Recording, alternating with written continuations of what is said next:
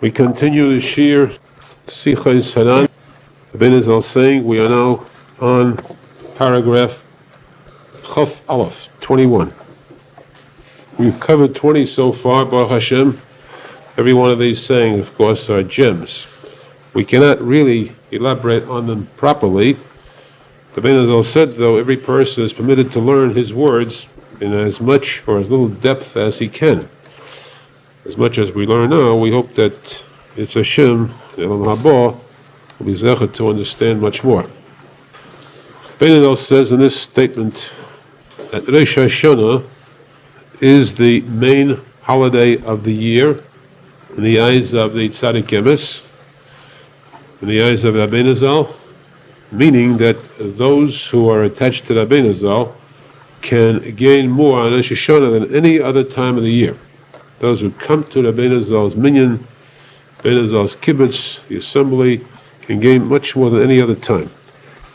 Because of the fact that Rosh Hashanah is the most important time of the year, a person should be very wise, at least to the best of his ability, to use his mind during Rosh Hashanah for a good cause. Good cause is to concentrate his mind on the fact, the machshava, the thought should be like a tefillah, like a prayer itself.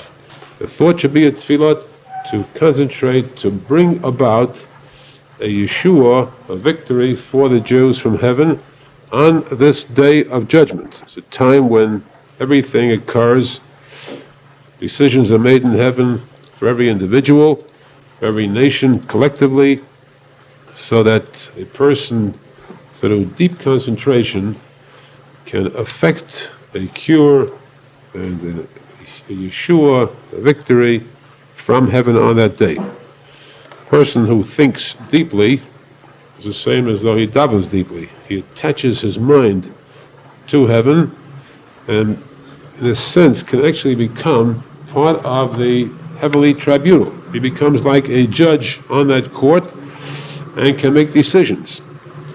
Just as a person who davens, his tefillah alone can affect a heavenly decision, especially if he becomes attached closely to the tzadik emes on that day.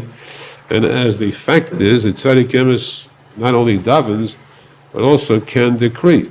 He can make a statement, he can dictate, and kaviyachal Hashem fulfills. So a person attached to the tzadik emes, besides davening, also uses his machshava. What's important about the machshava is that, in effect, in the level of kedusha, machshava thought is even higher than tefillah. Because tefillah is bepeh, malchus. Machshava is the chachma, which at the same time, Rabbi Nachman says must be, the catch is it must be besimcha. The word machshava is the letters besimcha, exactly the same letters, and therefore, using the machshava Rosh Hashanah means a person should be besimcha then, to feel that though this is the day of judgment, though his life hangs in the balance, on this day there is written down and inscribed in the book of life and health, there is inscribed this person's name, the decision is made to which book he'll be in. Despite the danger, the jeopardy he is in, still he is besimcha, and with this simcha he can have the heavenly decree changed. In addition, Rabbi Nachman says a person should see to it that he sheds tears on Rosh Hashanah. You don't just daven, but you put your heart into it, because machshava too is believe in the heart. Concentrate with the heart, and a person should cry in the deep recesses of his heart. In fact, we mentioned once that Arizal states clearly that on Rosh Hashanah, the day of judgment, a person should cry during davening. And if he does, it shows that he has a soft, good heart. If he does not cry, it's a bad sign, chas v'shalom. It shows that he has a heart of stone. A heart of stone, a heart that is harsh and inflexible, is the exact opposite of Breslov. Because the opposite of a leiv evan, the heart of stone, is leiv basar, a heart of flesh. Leiv basar is the letters Breslov. And this is what the Arizal says. Arizal, of course, naturally was a Breslover. Arizal said that a person on Rosh Hashanah again the most important date, should cry, and this shows a softness of heart, and this shows that his tefillah is being accepted. Also, Arizal said, and this is something which is taken very seriously by the followers of Arizal, that on the first day of Rosh Hashanah, a person should be wise in that he keeps his mouth shut. A person should speak as little as possible on the first day of Rosh Hashanah. First day, of course, is Dina Kashya. It's the harsher one of the dinim. He keeps his mouth closed. He does not speak words that are unnecessary. Of course, it is open to daven. It's open to learn. But not to speak to any person any words that are unnecessary. Then he becomes a whole keli, a pure vessel, filled with pure thoughts, without wrong deeds, without wrong words. He completes himself. Rabbi Nachman says the greater the person is, the less he should speak. And therefore Rabbi Nachman himself was medactic, particular. On Rosh Hashanah, he did not even say the payat, parts of the davening that are added on Rosh Hashanah. He skipped those parts. He considered that as superfluous. The only parts that he said were those that were composed by Rabbi Eliezer HaKalir. Eliezer HaKalir or Rabbi Eliezer HaKalir, one of the two Tesis, says that this is possibly Rabbi Shimon Yochai's son who composed these payat, the bits that are added during the tefillah. These are said, of course, by the Ashkenazim. Sephardim don't have that in their machzah, but it is not for us to skip that payat. Arizal was so great at tzadik he could skip most of it and say only the selected parts. For us, it is better, of course, to say everything that is written in the machzah, but to speak as little as possible. Therefore, there is an excellent custom, wonderful custom by most of the Breslova, that on the first day of Rosh Hashanah, they declare a tainus dibur. Just as there is a fast, people do not eat, so is there a tainus dibur, people fast from speech. They go through the entire period, from the night of Rosh Hashanah beginning, until the second night, until after Mar of the second night, without saying a word. It is as though they cannot speak. They are stricken dumb. And this, of course, is better even than a fast from food. This is following the advice of Rabbi Nachman, ashrei to the person who can fulfill it. It's good to mention, noteworthy to mention, just give credit where credit is due, the Sephardim have regular fast days of dibur during the year. This is a wonderful item. It is certainly advisable for any person that can do that, because to fast from speech, just as fasting from food, that Arizal says is the best cure, the best nourishment for the soul. The less the body eats, the more the soul is nourished. The more the body gorges itself, the more is subtracted from the soul. So too, and much more so, the more words that a person speaks that he's not supposed to. Words, of course, does not mean words of Torah and Tefillah. Regular words, the word of Metelim or Divrei Chayil, those words are taken from the koyach, the power of the neshama, of the nefesh. The nefesh is the power of speech, nafsho ma'ala. But a person who refrains from speaking gives that much more power to the nefesh, to the neshama. So especially then on the holiest day of the year, the Shoshana, the day of judgment, the day in which a person's fate is decided for the rest of the year, and of course it is very advisable to give more strength to the neshama, that the neshama shall be healthy for the entire coming year. Menachem says now in the next statement, it is very good means it is far above our conception, far above any other thing that the person can find that is good in this world, is a person to be zecher, to be very closely attached to the tzadik emes. To be closely attached means to become part of this tzadik emes. Closely attached means that a person should be actually part of the tzadik emes, to merge into one, to become one with the tzadik emes, meaning that the tzadik emes should consider him as part of himself. Now, why is this so important, aside from other considerations? Arizal says because there will come a time, this is a revelation, there will come a time when this world will come to an end. It will come to a frightening end to a certain degree. What will happen then will be something resembling an earthquake. A very serious universal earthquake where the entire world will be shaken up. Now, there is a posek, le'achois bekanfei sa'aretz. Posek says Hashem will take hold of the corners of the earth, and the yin aru rishoyim imena. The rishon, the wicked, will be shaken off. He'll shake up the earth, the globe, and the rishoyim who cling to the earth will be forced to leave their grasp, let go of the earth, and fall off into their doom. This will take place in whatever form Hashem will do it. Of course, we say holding on to the corners of the earth. This is a very important point which you don't have time to discuss now, but it is discussed in Kabbalah when we say that the world is round, yet the word kanfais is used, corners. Corners generally means something which is square. In fact, the Zohar Kodesh says the world is round, and the Zohar Kodesh is written before Columbus was born. So that we knew, the Gemara too mentions very clearly that the world is kadudi, round, in a sense oval shape, so that there actually would seem there are no corners. Yet there is something about the world having corners. In other words, the roundness of the earth is not actually smooth.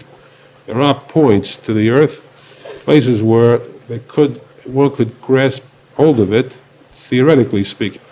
Someday we'll take the topic more in detail, explaining the difference of kanfais, because this refers to the union of tzitzis and the union of mesef. Now this here, the Arizal says that the time will come, Hashem will take hold of the earth and will shake it up so that the people who are wicked will fall off the earth. That means they'll be destroyed. However, one who is zechet to be kiruv, close to a tzadik emes, and will hold on tightly to the tzadik emes, that person will remain in perfect condition. He will not be shaken off at all with the wicked, since he holds on to the tzadik emes, who cannot be shaken off because the tzadik emes is the foundation of the earth itself. Tzadik yesod olam, he is the world itself, and therefore one holding on to the tzadik emes that close will remain unshaken and will remain in perfect condition. Kayim. The Nosson once, hearing this, said to Rabbi Nachman, how does one remain? I'd like to be close to you. Rabbi Nachman said, I have you already. I've put you into a sack. I've already captured you as mine. Nosson cried out to Rabbi Nachman, please tie that sack so tightly I couldn't get out. Because as long as a person is alive, the person walks a very tight rope. Even those who think that they have perfect faith, perfect emunah in Hashem, emunah in the Torah, emunah in the tzadik emes, they think so. And yet a time comes, as v'shalom, many people who've got this alleged, seemingly solid faith, and suddenly they become weak. And suddenly they drop chas v'shalom. They drop their belief, they even drop their religion, they fall away. You've seen this happen very often, these casualties in this war. Life is a constant war with the Satan, with the Yitzhahara, with the angel of evil. In this battle there are many casualties. Woe is to that person who is a casualty during his lifetime. That means he falls away. He was sure of himself, but found later that he was not that strong. He did not fight hard enough. He let himself go. He fell into a lethargy, a semi-stupor, asleep, and he was taken up, defeated by the Satan. Ashrei, fortunate, blessed is that person who remains solid in his stand against the Satan, whose emunah and faith is unwavering. There are not many whose emunah is that pure. Ashrei to those who are. And of course, the basis, the yesod emunah, is the yesod tzadik. Persons mekudav to the tzadik emes stands a much better chance of retaining his solid faith in the Torah and Hashem. Even then, even with that, person must fight constantly this battle against becoming weak in his faith. There are many forces against him. Arizal explains that the tzadik emes is like a magnet. He has a magnetic force that draws a person to him. Very simple. If you let your mind go, you don't battle it, you'll find yourself drawn to the good side. But then there is the koyach hamachriach, the repelling force. Against the magnetic force, there's a repelling force that draws a person away from kedusha, away from the tzadik emes, away from the Beis Hamikdash, which is called the Mishkan. Mishkan is Meshech, Moshchini, the magnetic force of the Mishkan, which draws all things that are holy to it. This koyach hamachriach, the opposite repelling force, are in most cases not just the Malach himself, Satan, but are individual people who themselves are atheists and skeptics and reforms and all types of poisoned minds who cannot sit still, who work on trying to draw people away from faith, chas v'sholem. And this is the constant battle a person must go through, to repel this repelling force and to allow himself to be taken closer to the tzadik emes through the holy magnetic force. Therefore, the Menachem says, Temiyah, it is very good one who is zeicher. It's a very big schus, a very big privilege for a person to be zeicher, to be really and truly close to and tied to the tzadik emes. A person can accomplish this if he remains alert throughout his lifetime. Never let yourself fall into a semi-sleep, because if you stop concentrating for a minute, then that might be the trap the Satan is looking for. This is a call for alertness. A person should always remember this point. This is the aside, this is the foundation upon which a person's life as a Jew and religion is based. Next statement of Arizal says, there is the item characteristic of pity. A person has pity on those who are unfortunate, those who are stricken with poverty, with sickness, and those, of course, who suffer various types of yisudim, suffering, misfortune of any kind, which this world is filled with. Very few in this world really enjoy the Selam Hazard. So a person seeing all this suffering and all the pity there is on those who suffer, tries his best to exclude himself from the group of sufferers. He strives day and night to become wealthy, to acquire a lot of good fortune so he can be independent and not to have to go through the suffering of the layman, of the peasant type of people, the lower class. What does a person do? He has pity on himself too. He doesn't want himself to fall into this lower category, but he forgets that if there is rachmanis, pity on those who are unfortunate in this world, imagine the pity there is on those who are suffering poverty in the future world, in heaven. What kind of poverty exists there? Poverty means a person who lacks food and one who lacks clothing. The person here is destitute. He's very poor, abject poverty.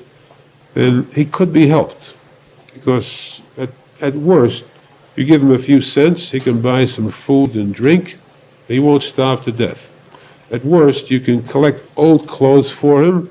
He doesn't have to go there. He can still put on some type of clothing.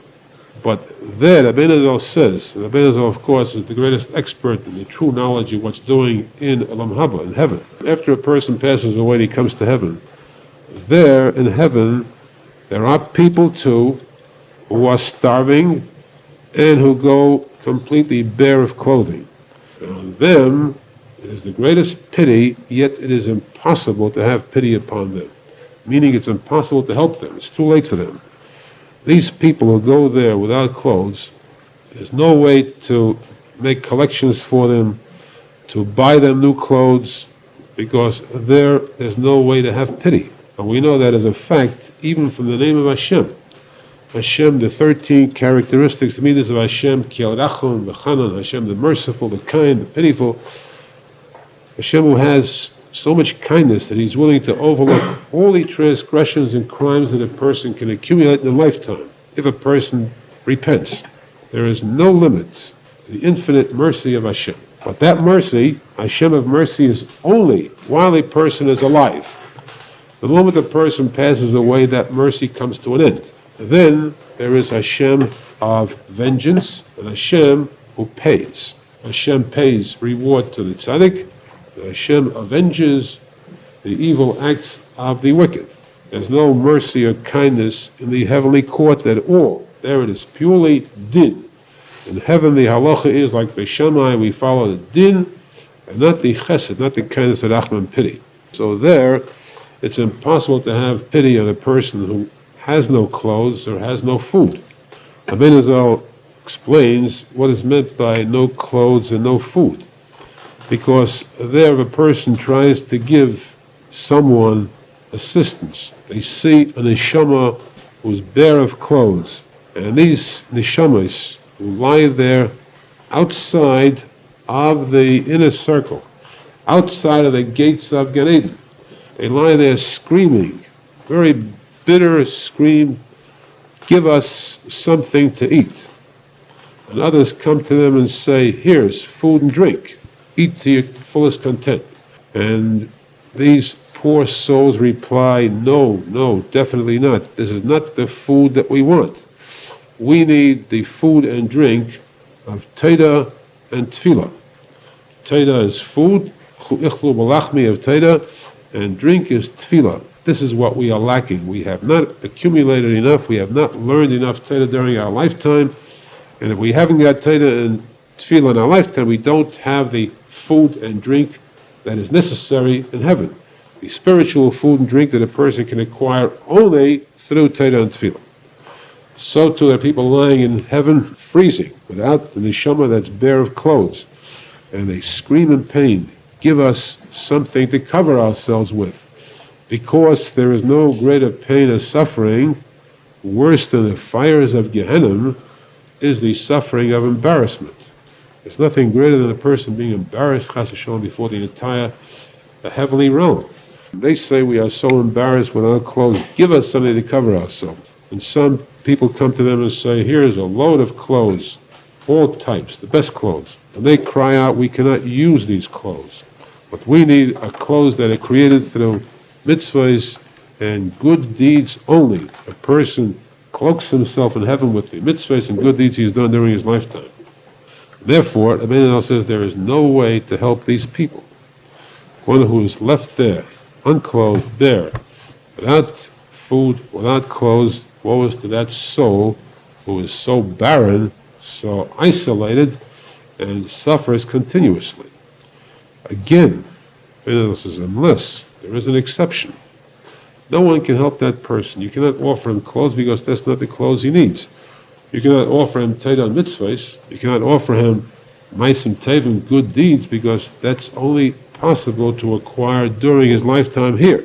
But again, there is one who has this unusual power, this heavenly power. This is the tzadik emes. The tzadik emes, the key to it is, if a person during his lifetime has had this solid emunah, this faith in the tzadik emes, to the point where he actually merged with the tzadik emes. Merged means they became one. One means one mind only.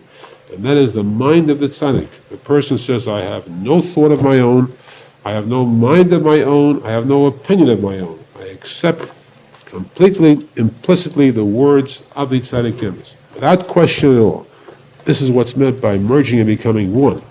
A person like that, the tzaddik has the right, the privilege, the power in heaven to give of his own clothes, the many he possesses, to give of his own clothes, his own food and drink to those that are part of him.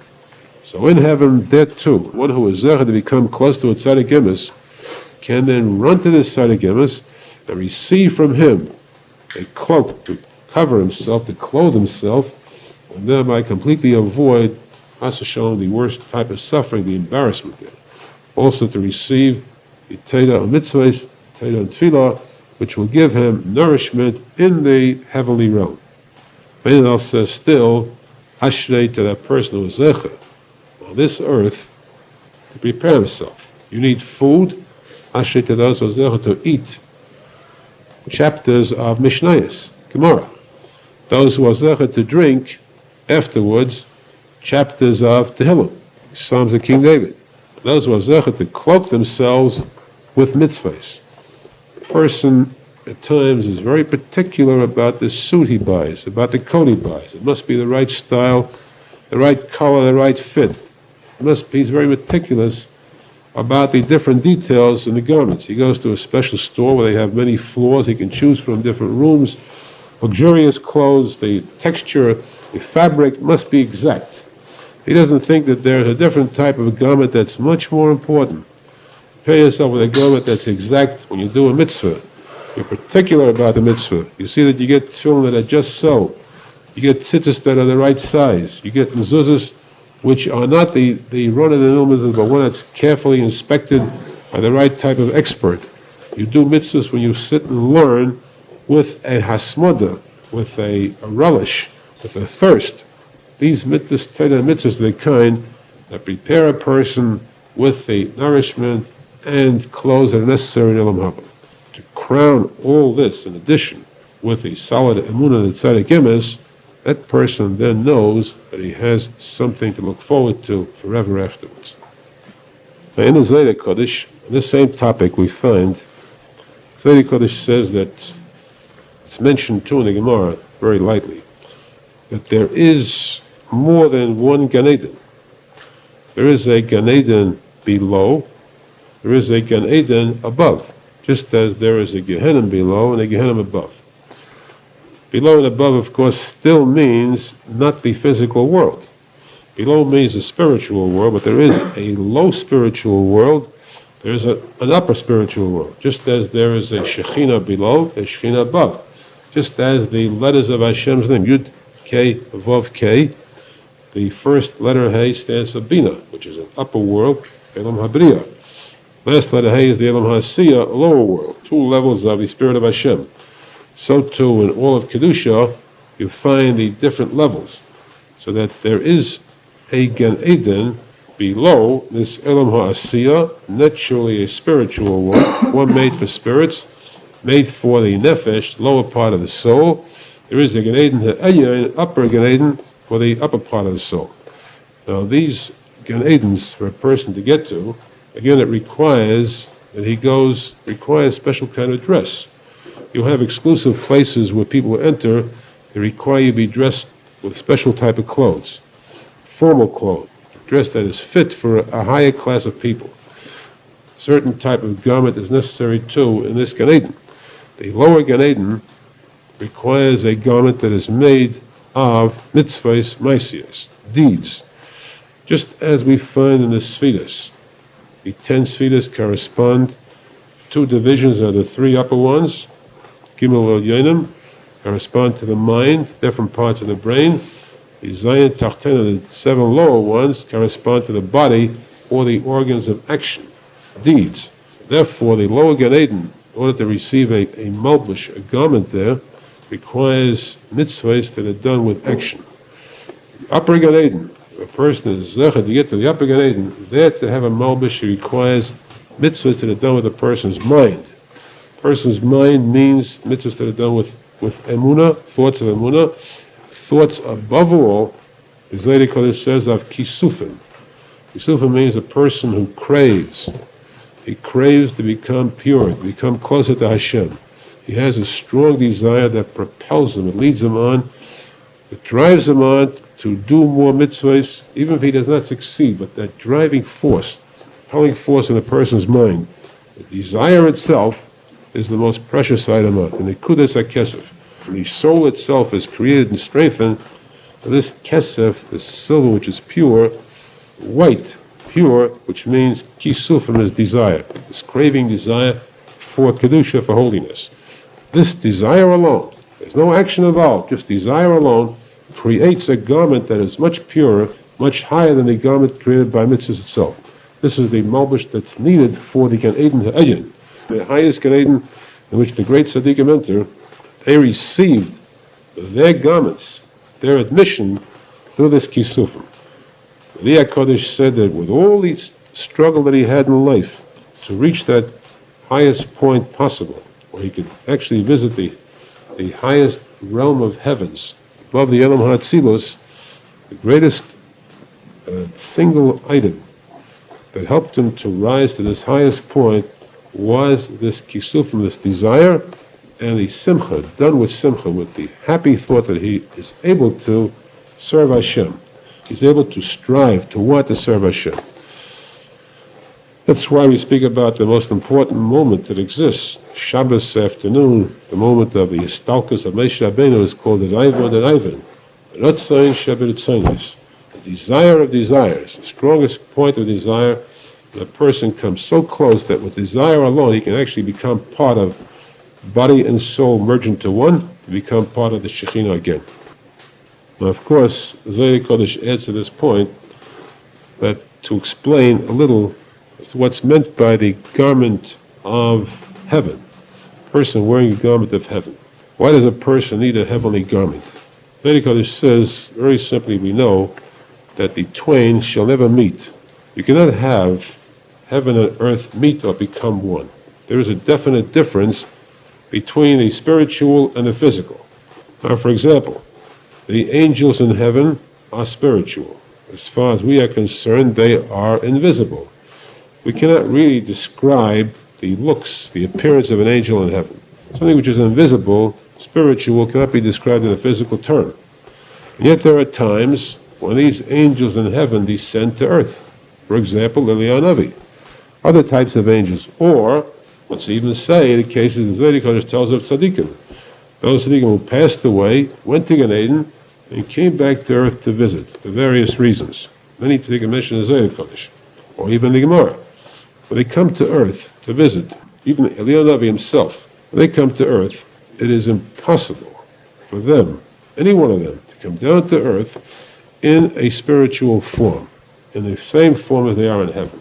That is an impossibility. When they move to this dimension of earth, physical, they must guard themselves with a physical malbish, physical cloak, which means a body. You cannot have an angel appearing here on earth in angelic form. And that's why Arizal says this is the secret, and he words the truth about the words of Yaakov Avinu, Vayovek ish imai. Yaakov Avinu wrestled with an angel. It says Yovek ish. Ish means a male, a man, a physical person. The angel came in the form of a physical person. What did Yaakov Avinu see? He saw a man, not an angel. The angel came in this form because he could not come to earth. He could not materialize unless he was in the cloak of a man.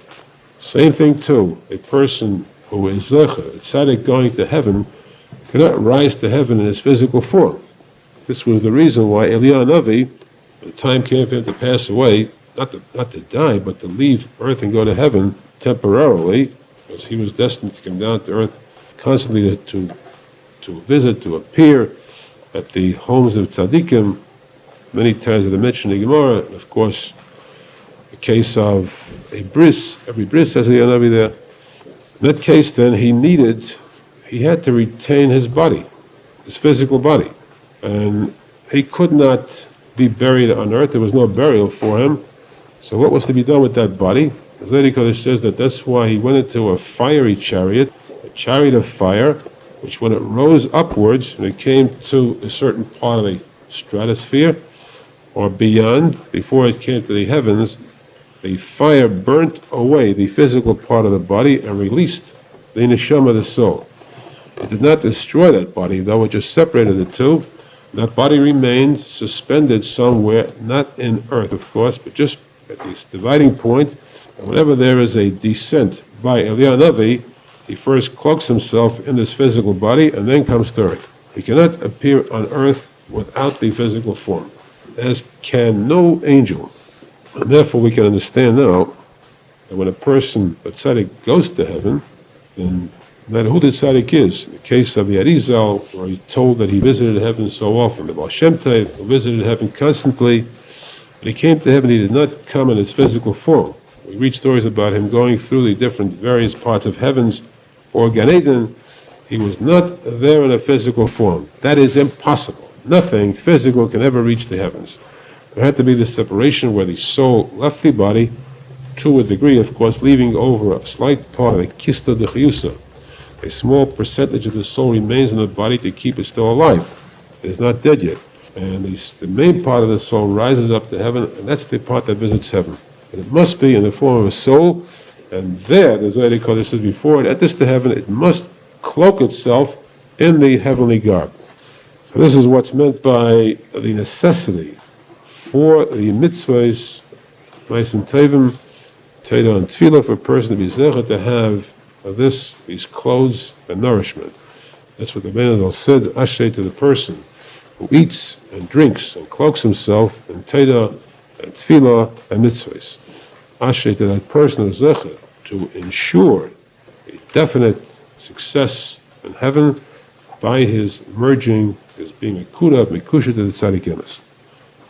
Arizal says too that aside from becoming merged with the tzadik emes, there is an unusual, priceless value, privilege, in one who is zecher to give money to the tzadik emes.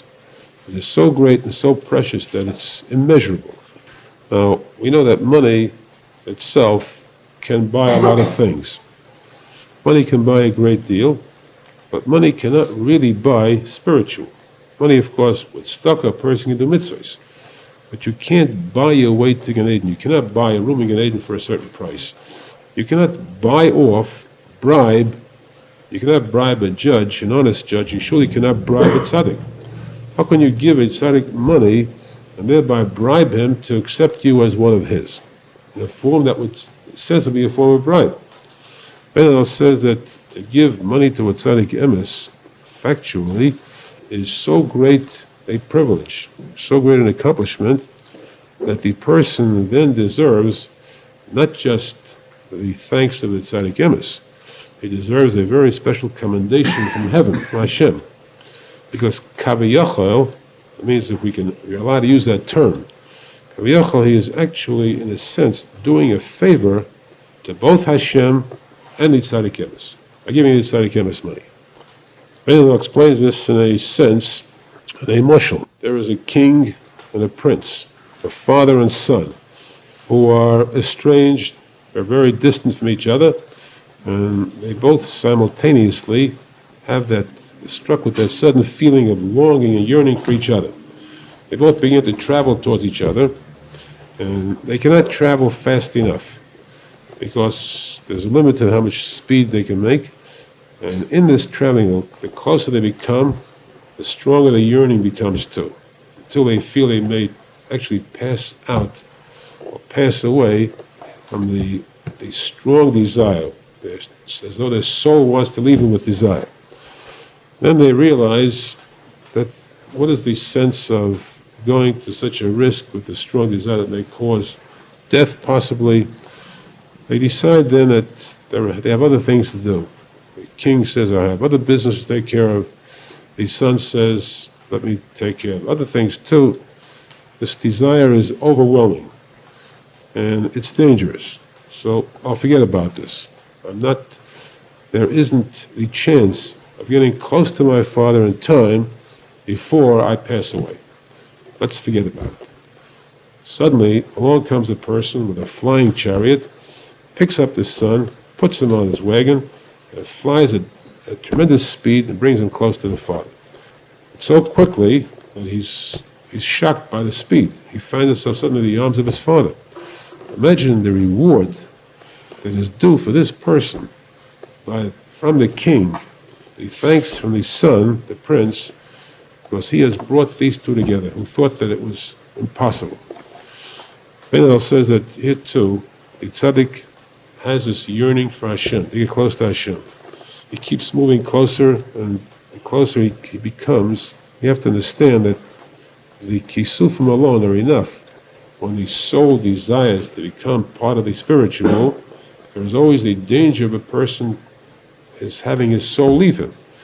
Now, for example, you have the mitzvah of Kriyas Shema. Kriyas Shema means you say Shema Yisrael, and the true mitzvah is a person is supposed to think, imagine, actually at the time, enact this, feel that he's about to die for the sake of his faith in Hashem. This is the true way of saying Shema Yisrael. You have to Hashem Elokecha, you should love Hashem b'chol avavcha, b'chol nafshecha, with your whole heart and with your soul, with your life. And even though my life is taken, I still have this implicit faith in Hashem. The true Kriyas Shema is to say this with such a feeling, a fervency, as though you're about to die for your religion. be a faith.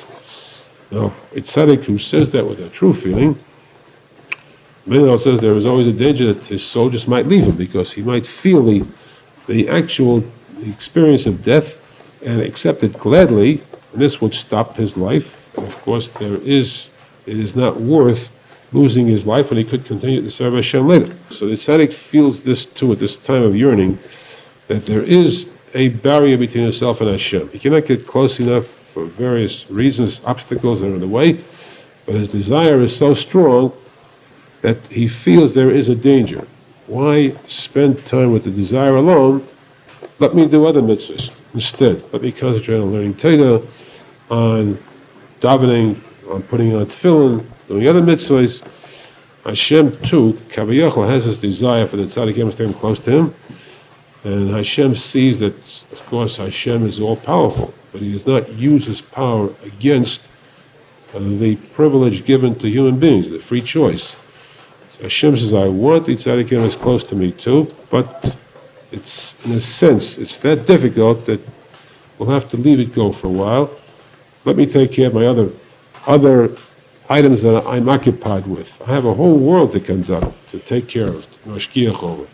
A realm of heaven, countless angels. Why only the tzaddik emes?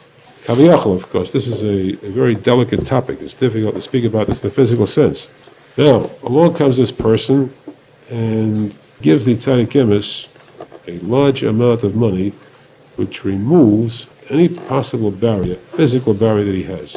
He's got problems with his family, he's got financial problems, he's got health problems which require money to soothe. When this money is given to the tzaddik emes, all the barriers are removed, he's free then to soar upwards and come close to Hashem quickly. This person who has done this mitzvah, imagine what kind of reward he receives from Hashem. You have brought my most desirable son close to me. Imagine the schar there is for that. Now again, the moshel, the nimshol, the example given, the nimshol, what this stands for is something that we cannot really explain in the physical sense. We cannot explain what's meant by Hashem having this strong desire, by the tzaddik having this yearning, which cannot become materialized till there is money given. Though we do not understand this in a full sense, but we do understand and know. Arizal's words about the importance of giving money to the tzaddik emes is that great that it does somehow actually bring the tzaddik emes closer to Hashem. And imagine that when a person can do something for the tzaddik emes, kaviyachol for Hashem, what that person is accomplishing.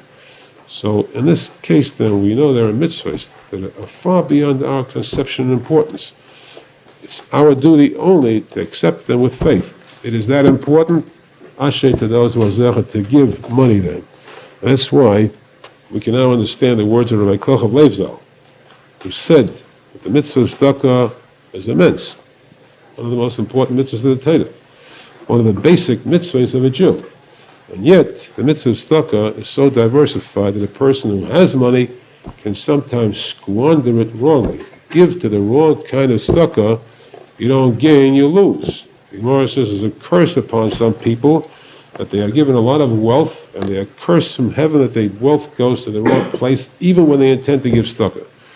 That person who is zecher to find the right place for tzedakah to the tzaddik emes, with a little bit can accomplish much more than those with a tremendous amount.